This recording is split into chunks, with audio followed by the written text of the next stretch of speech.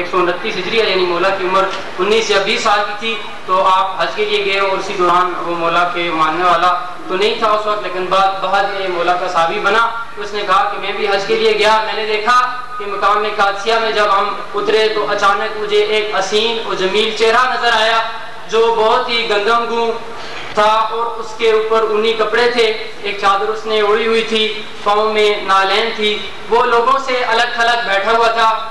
میں نے سوچا کہ یہ جوان کون ہے جو لوگوں پر اپنا رعب جما رہا ہے، تو میں نے کہا کہ میں ضرور اس کے پاس جاؤں گا اور اس کی سرنوشت کروں گا.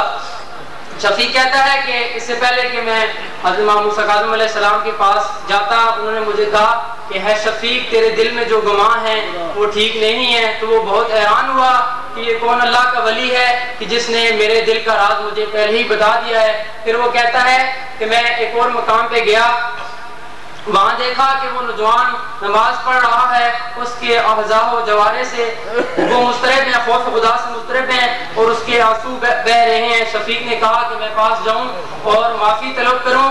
میرا پاس جانا تھا کہ انہوں نے قرآن کی آیت کی تلاوت کی، فرمایا تحقیق میں بخشنے والا ہوں اس شخص کو جو توبہ کرے اور ایمان لے آئے اور نیک عمل کرے پھر طلب کرے ہدایت. قرآن کی آیت ہے. اور پھر حضرت امام موسیٰ کاظم علیہ السلام نے فرمایا تھا کہ اے شفیق خدا بخشنے والا ہے، تو خدا کے بارے میں گمان نہ کر، خدا تجھے بخشے گا.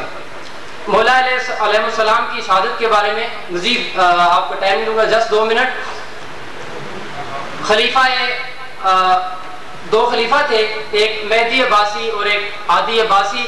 مہدی عباسی نے پہلے آپ کو قید کیا تھا. مہدی عباسی کو خواب میں آیا، مولا علی علیہ السلام اس کو خواب میں آئے اور کہا کہ مہدی کیا تو گمان کرتا ہے کہ تو حاکم بن جائے اور اپنی رہا پہ رحم و کرم نہ کرے؟ تو وہ فوراً اس نے اپنے درباری کو بلایا اور درباری کو حضرت امام موسیٰ کاظم علیہ السلام کے پاس بھیجا اور کہا کہ ان کو میرے پاس بلاؤ. جب حضرت امام موسیٰ کاظم علیہ السلام کو ان کے پاس بلا کر لایا تو اس نے انہیں اپنے تخت پر بٹھایا اور کہا کہ مولا مجھے یہ خواب آئی ہے. ساری خواب گوش گزار کی اور کہا مولا کہ آپ مجھ پر اور میری اولاد پر خروج تو نہیں کریں گے؟ تو مولا نے فرمایا خدا کی قسم میں ایسا نہیں، میں خروج نہیں کروں گا. اور مولا نے اس کو معاف کر دیا. پھر اس نے مولا کو آزاد کر دیا. اس کے بعد عادی اور مہدی کی وفات کے بعد ہارون الرشید نے حضرت امام موسیٰ کاظم علیہ السلام کو قید کیا اور حضرت امام موسیٰ